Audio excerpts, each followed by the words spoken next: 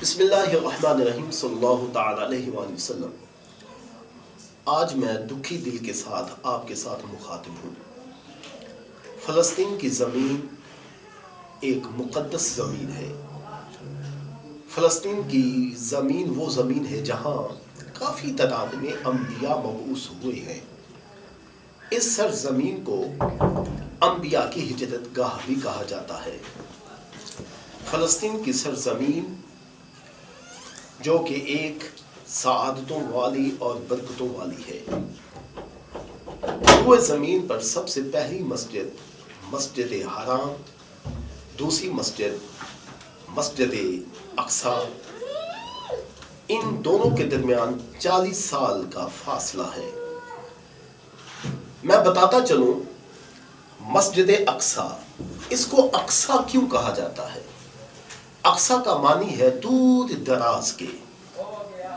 یہ مسجد حرام سے بہت دور تھی، اس لیے اس مسجد کو مسجد اقصی کہا جاتا ہے۔ آج بیت المقدس میں مسلمانوں کو شہید کیا جا رہا ہے۔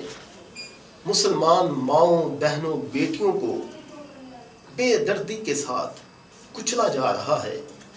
والدین کے سامنے بچوں کو اور بچوں کے سامنے والدین کو ذبح کیا جا رہا ہے، جو کہ ہر صاحب ایمان کے لیے، ہر صاحب شعور کے لیے، کسی بھی دین، دھرم، ملت سے ماورا، یہ ایک ایسا فعل، ایسا ظلم و بربریت ہے کہ کوئی بھی صاحب شعور، جو بندہ انسان کا دل رکھتا ہے، اس کے لیے کافی یہ باعث درد اور باعث شرم کی بات ہے۔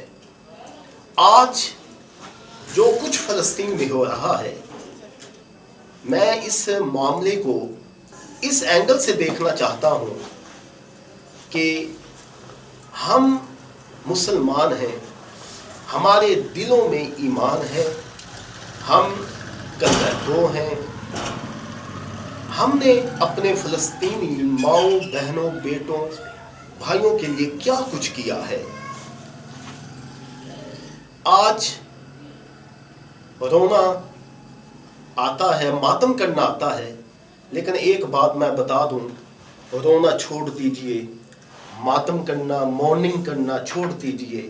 ہاں، روئیں، ضرور روئیں، لیکن خود پہ روئیں، ماتم کریں، خود پہ ماتم کریں۔ 75 سال سے ہم روتے چلے آ رہے ہیں، کیا حاصل کیا ہے؟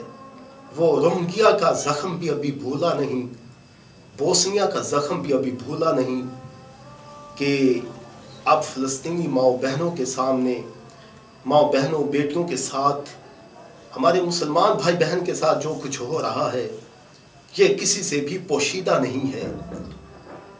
آج دعا کی جاتی ہے، دعائیں مانگی جاتی ہیں۔ آئیے کالی کملی والے آقا سرکار صلی اللہ علیہ وسلم غزوہ بدر میں نکلے، اور پھر اللہ رب العالمین کی مدد شامل ہوئی۔ پیغام کیا ہے کہ میدان عمل میں پہلے آئیں، پھر دعائیں قبول ہوتی ہیں۔ اگر دعا ہی سے کام بننا ہوتا تو کالی کملی والے آقا مدینہ بیٹھے رہتے۔ کب اشک بہانے سے کٹی ہے شب ہجراں، کب اشک بہانے سے کٹی ہے شب ہجراں، کب دعاؤں سے بلا ٹلی ہے۔ تو آج رونا ہے تو اپنے آپ پہ روئیں کہ ہم نے کردار کیا ادا کیا ہے۔ قرآن مجید نے تو واضح طور پہ کہہ دیا ہے، سورہ بقرہ آیہ کریمہ 120، کہ یہ جو یہودی ہیں، یہ عیسائی ہیں، یہ تمہارے کبھی دوست نہیں ہو سکتے، یہ تمہارے خیر خواہ نہیں ہو سکتے، ہاں اس وقت تک جب تک تم ان کے دین کی پیروی کرو۔ تو اللہ رب العالمین کی بارگاہ میں ہم یہ دعا کرتے ہیں کہ اللہ رب العالمین ہمیں وہ شعور، وہ ادراک دے کہ جس سے ہم قرآن و حدیث کا دیا ہوا پیغام اس کو سمجھیں۔ آج وقت کا تقاضا ہے، ہر بندہ اپنی اوقات کے مطابق، اپنی سکت، اپنی طاقت کے مطابق ایسا عمل کرے جائے کہ کل قیامت کے دن حساب تو دینا ہے. کسی کو شاید ڈاؤٹ ہو، لیکن مجھے تو یقین ہے، میرا ایمان ہے، فیتھ ہے کہ کل میرا حساب ہوگا. تو جب حساب ہو تو ہمارے پاس کچھ تو دلیل ہو کہ ہم کالی کملی والے آقا کے غلام ہیں. وہ جب نمرود نے آگ لگائی، کتنے میں تقریباً وہ آگ 40 دن تک اس کی تیاری کی گئی، کئی مہینوں تک اس کی تیاری کی گئی، اور وہ جو آگ جو بے قابو تھی، اب اس کو بجھانے کے لیے ایک چھوٹی سی چڑیا، چھوٹی سی کوئل، وہ اپنے منہ میں چونچ میں پانی کا قطرہ لاتی ہے. پوچھا کہ تیرے قطرے سے کیا بنے گا، آگ بجھے گی؟ تو اس نے کیا جواب دیا؟ اس نے جواب یہ دیا کہ کل قیامت کا دن ہونا، حساب ہو تو اللہ مجھ سے پوچھے گا، تو میں یہ اللہ رب العالمین کی بارگاہ میں عرض کروں گی، میرے مولا میرے دامن میں کچھ نہیں ہے، میں خالی ہوں، لیکن میں نے تیرے خلیل کو بچانے کے لیے کوشش کی. تو ہم اپنی اوقات کے مطابق، اپنی طاقت کے مطابق اسرائیلی جو ہیں وہ دشمن، ان کی حوصلہ شکنی کریں اور فلسطینی بھائیوں کے ساتھ یکجہتی کریں. اور اس کا عملی مظاہرہ یہ ہے کہ ہم بھئی ان کا پروڈکٹ جو ہے پیپسی ہے، کوک ہے، نیسلے ہے، اور بھی کئی آپ جانتے ہیں، خود سرچ کریں.